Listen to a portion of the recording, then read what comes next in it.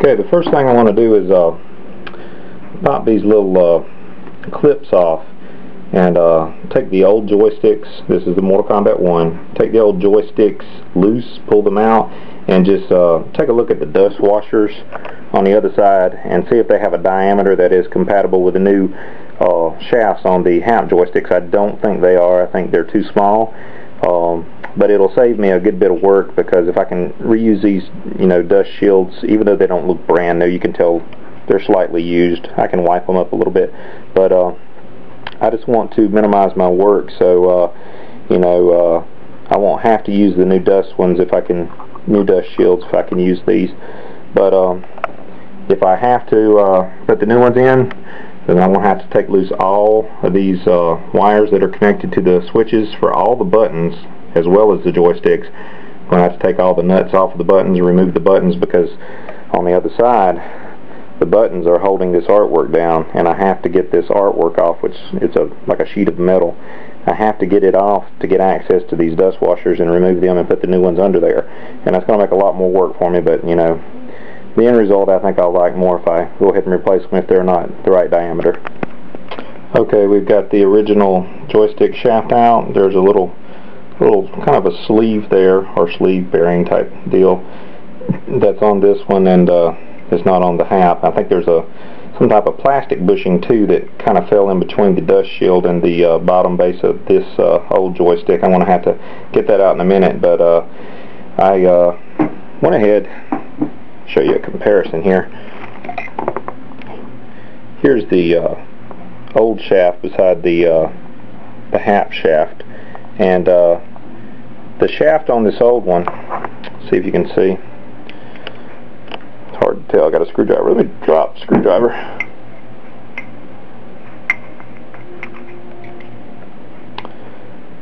The shafts on these two are kind of close in size. The old one's actually a slightly smaller diameter, but the thing that has to clear is this plastic at the bottom of the joystick itself on the HAPP's control, and I don't think it's going to clear, because if you look right here is the part of the diameter that was in the dust washer before, and there was a little clearance around it, but nowhere near as thick as this, so I don't think it's going to work. But I have to go ahead and take the base loose, because this shaft does not, since it's a larger diameter on the HAPP, it does not go all the way down into the old joystick base, so I have to go ahead and get that loose too, just to check this. So I've got it practically all the way loose.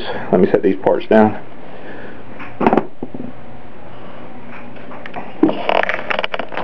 Oops, forgot my screwdriver. Okay, here's the old base, and look at all the wires disconnected from the switches already, and only one screw left holding it in, so it's almost out. But we'll just go ahead and remove this one screw.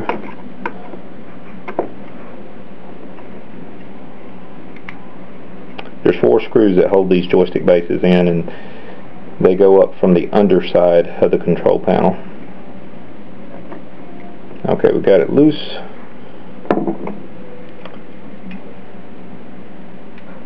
Okay, that's the whole base out. As you see, there's a little plastic bushing down in there that fell when I was removing the old stick from the top of the control panel, and I'll have to get that out in just a second. Trying to get the screw out, but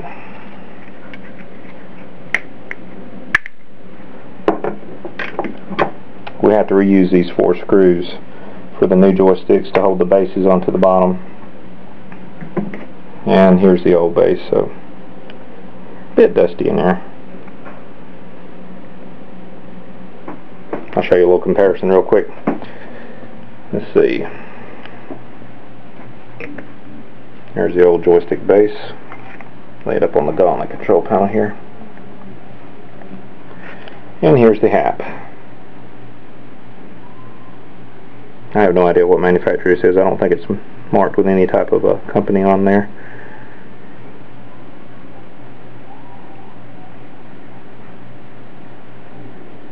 Hopefully the HAPP will work out really well to replace these with. So let's go ahead and see if this shaft will go down through this dust washer. Now I don't think it's going to fit though, but let me get this plastic bushing out. You can see the bushing up front too.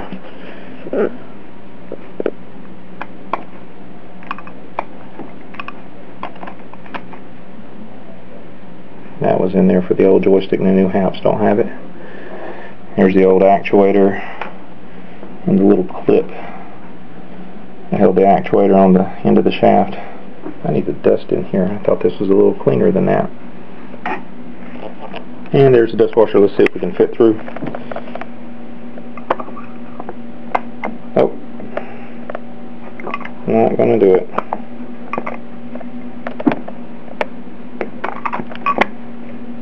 You can see from the underside, it's just a little easier. That red plastic at the top of the HAPP joystick's just too large a diameter to work with the old dust shield, so I'm going to do some extra work. Going to have to take all my buttons loose, the button nuts from the bottom, all the switches, and the well, I don't have to really take the wiring loose. I can pop the switches out. That might work best. And just take the switches out of the bottom of the buttons, take the button nuts off, remove the buttons in the control panel, and then be able to access these dust washers. So I'm going to cut away and I'll be right back. Okay, I got the two old joysticks out.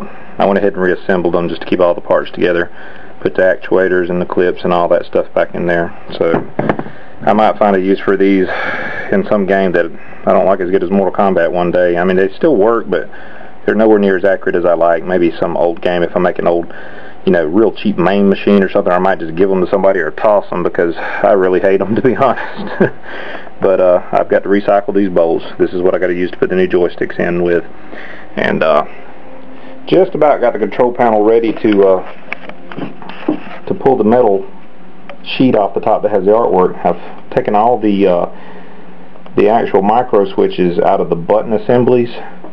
As you see, it's kind of nude right now, and I've got the joysticks out. It's a little bit dusty under here. I haven't cleaned this real well since I bought it, you know, a month or so ago, and it's kind of dusty right in here a little bit, and I don't like dust that much. It just makes me ill, so I'm going to clean it up a little bit. And when you take these this part of the wiring harness loose, I mean, these micro switches, they just fall in big jumbles, so I'm going to have to kind of neaten those up when I reattach them, make sure I'm putting all these micro switches into the correct buttons, and that'll be pretty easy because there's no dangerous voltages or anything up here. You can just turn the machine on, actually boot it up, and either go into the switch test thing, which is probably the easiest thing, and just as you click these into each button assembly, just, you know, press the micro switch itself. You can just click down on the micro switch, and whatever happens, if it shows, you know, it's in the low kick position or something like that, you just install it wherever the low kick or the low punch would be or whatever, and put one in each position that's correct, and just neaten your wires up as you put them up there the way you like. But we have to take all these nuts off here, here, here. There's two here. This is for the lockdown clip. There's one on each side. There's two on each one. All these studs come straight out of the metal panel on top, which has the artwork on it. So it's like a metal sheet with artwork, and these studs extend down through the wooden control panel. And there's one there for the ground strap for the control panel. There's a couple there for the little bracket. This holds the control panel up when you're opening this machine to work on it. The Mortal Kombat 2 and probably the later ones, they've all put like piano hinges on there. And this was the first one in the Mortal Kombat series they were making. And this cabinet, they just put that clip there because I guess you weren't going to be in here a lot. And you just, when you pick the control panel up, when it's unlocked, and I go to pull back on it to access inside of here, this is the only way that you can support it. And I don't even know if all of them had this. Mine came with this. I thought I seen a video or two where they didn't have this and people were taking the entire control panel off. Maybe it was just easier. It does skin the wood up a little bit each time you do this, so maybe they didn't want to hurt the very front of their control panel, you know, scuff it up or anything. But get all these bolts loose around the perimeter and get these couple of lockdown brackets taken off, or for the clips, you know, and get this one little support bracket thing here for the control panel taken off, and should be able to pop the artwork right off after taking off the nuts off of these buttons and taking the button assemblies out. So all that will come loose pretty easy. And now I'll show you real quick the difference in this Mortal Kombat 1. Mortal Kombat 1 just has this, and it's like, if you look down there, see, like, this whole thing just rocks. It just, you know, that's the only way that you support it, is just laying it on the front piece of the control panel with this bracket, and it holds it up for you so you don't have to, like, set it off the entire machine, which it wouldn't happen anyway because you got all the wires tethered, you know. But on the Mortal Kombat 2, if you look down there, there is a piano hinge that runs all the way across. And it allows you to just raise this up and down. No problems. That's the way they should have done the first one, but, you know, I guess like everybody, they change their design, improve their design and all. I might install one of those later on the Mortal Kombat 1.